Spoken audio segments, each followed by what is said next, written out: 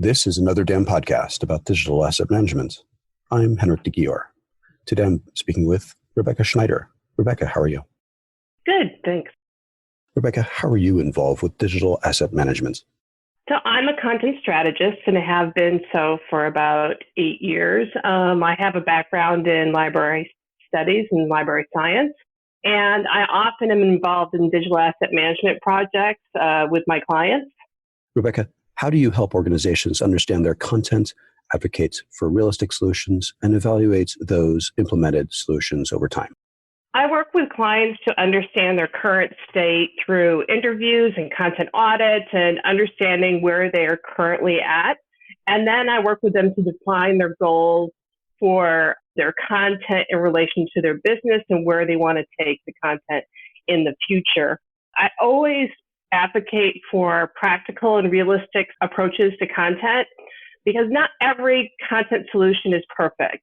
So we have to be practical in our approach to make sure that the solution is effective and mindful of cost. I strive to help my clients get as much return on investment as possible. And for me, the key is to understand that content is a corporate asset and it needs to pay its way. What are the biggest challenges and successes you've seen with digital asset management? A really big challenge that I see is just the sheer number of objects, images, videos, et cetera, that are now being managed, even compared to just 5 years ago. And then you think about the technology that allows us to create, 4K images and videos, which require a great deal of storage. There's just so much stuff out there. So I really feel that, that is a really big challenge just to manage all that information. And a success in some ways is the realization that from organizations that they need the proper tools and processes to manage their content. I think a lot of people are having a bit of a come to Jesus moment, so to speak, when it comes to their content and realizing that they have to manage it. They can't just put it on a shared server and call it a day. It needs active management and maintenance in order for that content to be useful to the organization. You're going to present at the Insight Exchange Network DAM Summit in New York on January 24th and 25th of 2019. Tell us more about this. So the presentation that I'm giving on the 24th is focusing on tagging and empathy.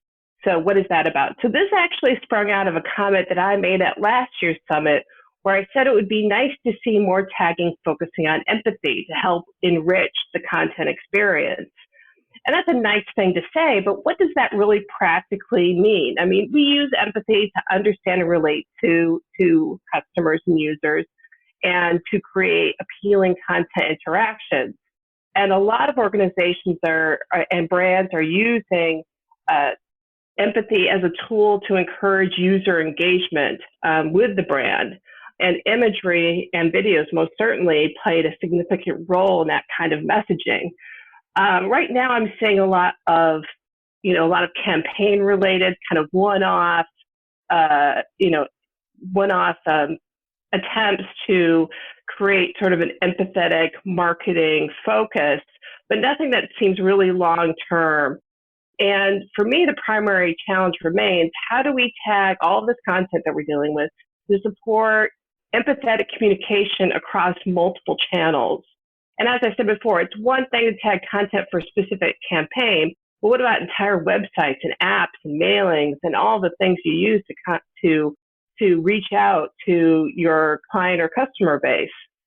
So I'm using this session as sort of a launch pad to explore how tagging based on empathy can increase the brand engagement, but also sort of the practical aspects of how we could potentially make this happen. Also thinking about the context of the user experience itself, regional, cultural, socioeconomic, and how we can approach tagging in that regard practically and have it be leveraged in a in a manner that would really increase the interaction between the brand and the customer or the client. And I certainly don't have all the answers for this. But I think it's really worth having the discussion and getting input from the attendees regarding the need, the practical aspects of implementation, and how the success of this kind of tagging can be measured. I'm also going to be on the future digital asset management, which is earlier in that day. And that's always fun because it's always really fun to hear about what other people are thinking about, where digital asset management is going, and what the issues people are grappling with, and how do we get there. What advice would you like to share with DAM professionals and people aspiring to become DAM professionals? One of the first things that I encountered when I became a full-on content strategist was the amount of education that I had to do with clients about what content strategy is, what digital asset management is, and the approach to managing content. I think everyone should always be prepared to educate others on why this is what they do, why this is important, and how it can really help the organization. It's, every new client I have, it's always an education, and, on both sides. I'm learning about them, they're learning about me and my company and what we can do for them. But you always have to be prepared to talk to people about why this is important and what you're doing, because digital asset management is not outside the particular field, it's not particularly well understood to a certain extent. So it's always important to have that, put on your your teacher hat role.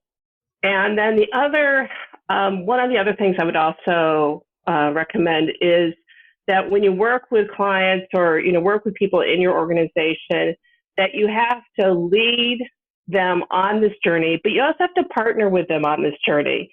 It's not like you saying, okay, well, this is how it needs to be done. You work with people and have, and incorporate them along the journey as you go figure out what your content management processes are, how you're going to focus on managing assets and those sorts of things. So they're a part of the journey with you. And then my third recommendation would be to say that metrics is your friend. You must be able to measure how your content is performing, good or bad, success or failure, in order to help make strategic decisions regarding the direction of the content. Maybe having to do, it's successful, that's great, let's do more of this, or you may need to do some course correction.